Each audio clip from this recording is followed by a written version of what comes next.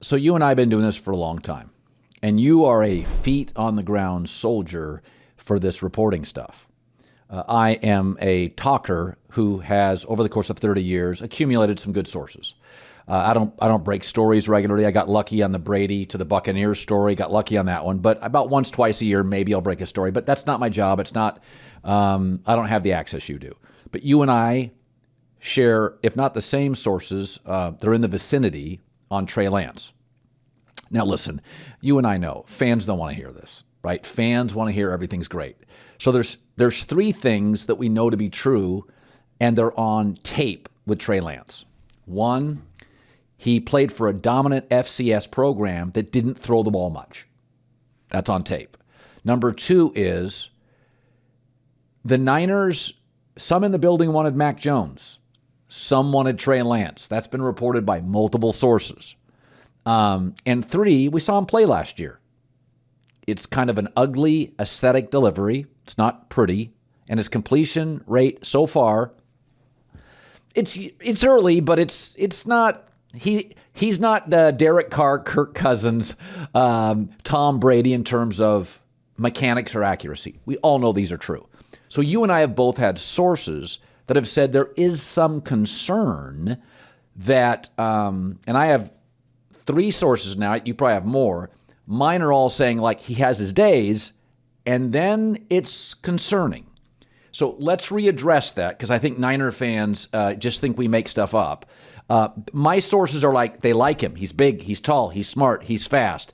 The accuracy comes and goes, and it's Kyle Shanahan is fairly demanding on get the ball out, get it accurately to my guy. That's what I'm hearing. Most of your sourcing from what I've read or heard is similar, right?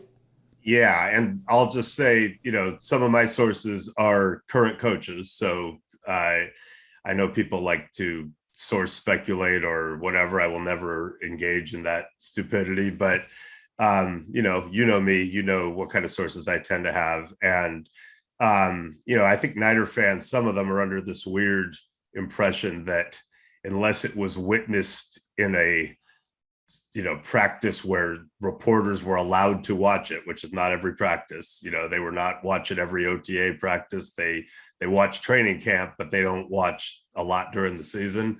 Unless there was a witness to something that was reported, it can't possibly be true. And there's also this weird impression that nobody in that building ever talks to the media, which is, I keep thinking that's fun. But, there's some very good journalists down there who cover the team regularly. And so this is not anything crazy that we're talking about. But yeah, his accuracy was not great. He did have a finger injury last year. What I'm told is that his release was changed, that his long windup, they've worked on that to shorten that it's gotten better. Yeah. But, I'm not a doctor, but let's just say it like this, this, and I'm not a golfer either, but when you're tinkering with a golf swing or, a motion, and you're not really sure which is the right way or how to trust it, sometimes that leads to inconsistency, right? And maybe some stress, pain, fatigue, in certain muscles. So what I've been told is that there are some days where he looks fantastic accuracy wise. There's some days where it looks really, really, really far from fantastic, which is concerning. And that there have been some sessions or days, specifically this offseason, where he has been held out of workouts or practices because the arm either was sore or tired or didn't feel right. So neither of those is necessarily cataclysmic. Dak Prescott had shoulder pain last year and played through it. Josh Allen went from 55% to 70%, which I don't want to give people too much hope. That's literally one of one in NFL history. But, these things can get better. Kyle Shanahan's an incredible quarterback coach. And I guess I would go back to this. People who think, oh, we're just out here hating on Trey Lance. Like, I think you and I are both rooting hard for this kid to succeed from what we've seen. I've said this for years. I don't watch all NFL football equally. Bad quarterback play is bad football. I'm rooting for 32 teams with competent quarterbacks. Right. And I'm specifically excited about this kid for a lot of reasons. Number one, what I've heard about his intelligence, the way they've evaluated his brain or whatever, whatever metrics they use, is apparently not just high intelligence, but off the charts. Now, there's a difference between processing speed, all these things I don't understand. But from what I'm told, this is not like, oh, this is a really smart kid. Like, he could be exceptional football smart, which is amazing, especially when you're trying to run a really, really complicated offense, that Kyle runs. So there's that. There's the obvious athleticism. The arm is big. He seems like a great kid. And I think I don't think he's going to have a clause in his contract saying he's got to watch film without video games in the background, if you know what I mean. Like, I think he's into it. Now, he's getting thrown into a situation where there's a team that almost went to the Super Bowl last year. They're built to win right now.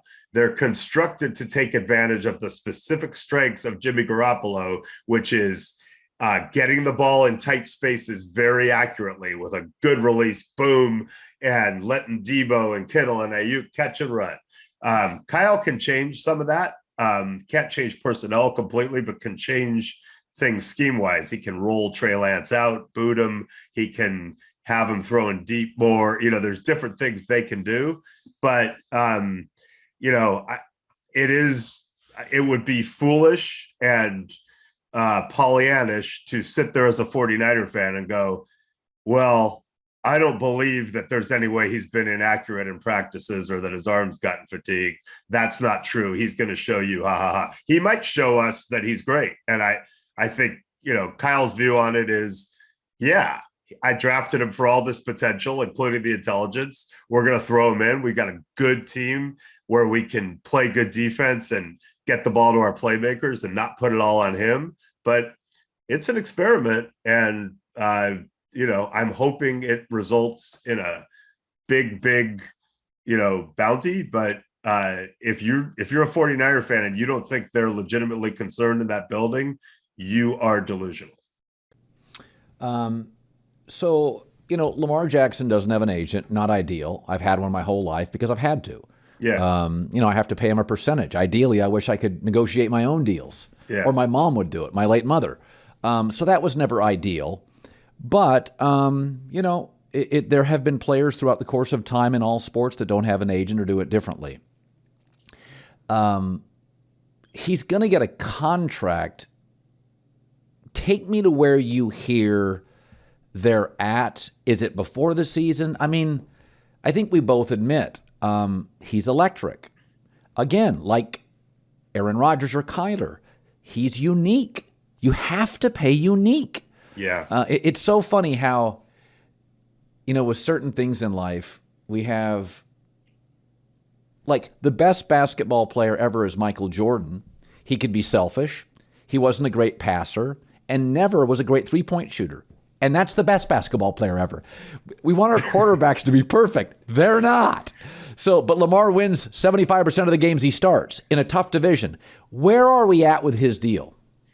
So during the COVID year, Colin, I was home all the time watching football, like the rest of America mostly. And, I saw it from a different perspective. And watching that playoff game in Tennessee, which had taken him out his MVP year, and they were down, and Lamar Jackson put his foot in the ground and cut and went. And long before he finished the touchdown, I screamed audibly. And that was an involuntary scream. I'm not supposed to root for one team or another in the NFL, but it made me shriek with excitement.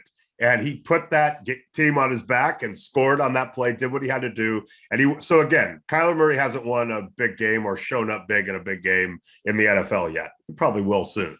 Lamar Jackson has, and he's done it a lot in big regular season games where he's elevated. So I know people say, well, their offense isn't the best, or you could just find a new Lamar every 4 years. Yeah, good luck with that.